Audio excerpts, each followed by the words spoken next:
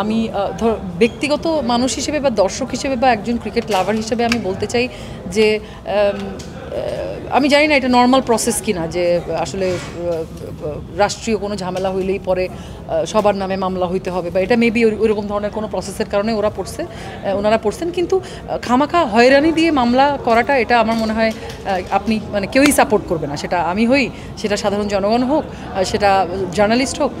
কেউই আসলে অহেতুক হয়রানি মামলা নিয়ে মানে মামলায় যদি পড়ে এটা কারোর জন্যই সুখকর নয়। সো এগুলোর থেকে মানে ওইটা যদি তদন্ত করে হয় মামলাটা, যদি তারা দোষী সাব্যস্ত হন, মামলা তো যে কেউই করতে পারে, কিন্তু আমাদের সমস্যা কি আমি বলি, এখন আপনিও চাইলে আমার নামে মামলা করতে পারেন, কিন্তু সমস্যা হচ্ছে আমরা জাজ করে ফেলি, মামলা হয়ে গেছে বলেই আমরা জাজ করে ফেলি। তো মানে জাজমেন্টটা এখনও আসে নাই, শুধু মামলা হওয়ার পরেই আমরা তাকে দোষী সাব্যস্ত করে দিই, ওর নামে মামলা হয়েছে তার মানে ও দোষী। বিষয়টা তো তা না, মামলা তো যে কেউ করতে পারে, আমিও এখন করতে পারি আপনার এগেনস্টে মামলা, আপনি আমাকে এই প্রশ্ন করলেন কেন, এই জন্য আমি আপনার বিরুদ্ধে মামলা করতে পারি, তার মানে কিন্তু আপনি দোষী নয়, সেটাও আমাদের মনে রাখতে হবে, যেটা আমরা মনে রাখতে পারি না বেশিরভাগ সময়। সো ওই জায়গার সেন্সিটিভ জায়গা থেকে আসলে এটা হ্যান্ডেল করা উচিত, এবং যারা আসলেই এই অরাজকতা এই খুনের সাথে জড়িত না তাদেরকে বাহিরে রাখা উচিত।